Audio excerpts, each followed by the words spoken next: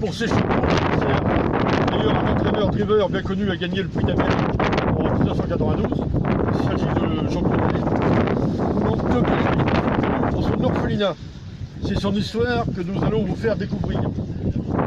En 1700, les placements en hospice des enfants trouvés en milieu rural et courant.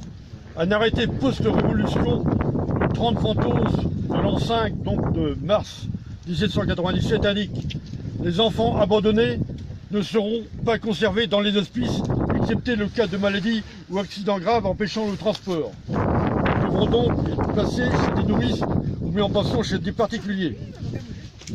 C'est ainsi que nous avons une étude sur la mortalité des enfants trouvés entre 1790 et 1800 sur la commune voisine de Saint-Georges-d'Aunay. D'ailleurs, un orphelinat ouvrira en 1910 dans cette commune. Donc à Saint-Georges, pendant ces 11 années, 154 enfants seront placés chez des particuliers, mais 122 décéderont pendant cette même période.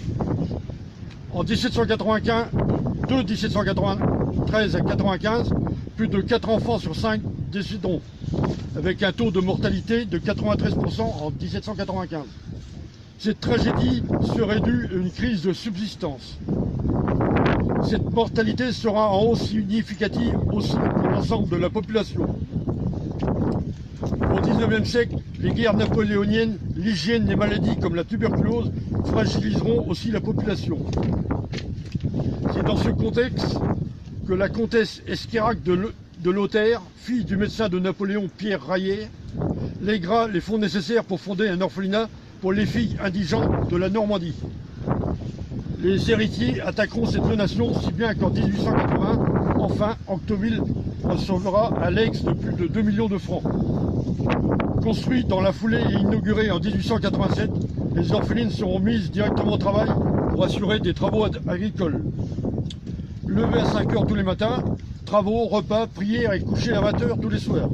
Et le tout dans un silence absolu. Elles s'étaient soumises physiquement et moralement au régime des sabots, des étables et des fermes, dans une rusticité voulant leur faire comprendre qu'elles ne pourraient jamais prétendre à s'élever dans la société. Comme la comtesse de Ségur écrivait dans les Petites filles modèles que le fouet est le meilleur des maîtres, l'orphelinat n'était pas en reste sur la sévérité, et c'est ainsi qu'en 1897, 2 surveillantes seront condamnées par le tribunal correctionnel de Bayeux. Les orphelines étaient battues ou séquestrées. Une des 2 prévenues déclara même à l'institutrice: « Oh, je les ai tellement battues, ces petites, que j'en ai mal au bras, moi aussi. » Elle avoua aussi avoir frappé un certain nombre d'orphelines, non avec des clés, des manches de fourche ni des branches d'arbres, mais en donnant des claques comme on en donne aux enfants pour les corriger. Pour clore sur cet épisode, le journal Le Figaro présentait ces 2 femmes comme ceci. Les 2 prévenues sont des gaillardes à la physionomie énergique, coiffées du petit bonnet du Pays de Caux. Leur face rubiconde et enluminée par le cidre pétillant du bocage ne trahit aucune espèce d'émotion.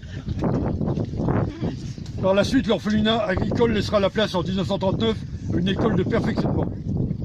Les Allemands installeront une école d'officiers et un hôpital militaire. Les locaux seront dévastés et reconstruits à l'identique, hormis les dortoirs interminables.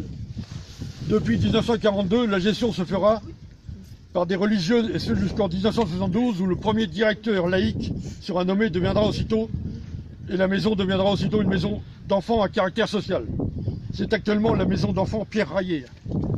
Alors c'est donc le bâtiment qui est là-bas. Voilà. Étant donné qu'il y a 1 km aller-retour par la route pour aller devant, donc voilà, ça ne servait à rien d'y aller par là.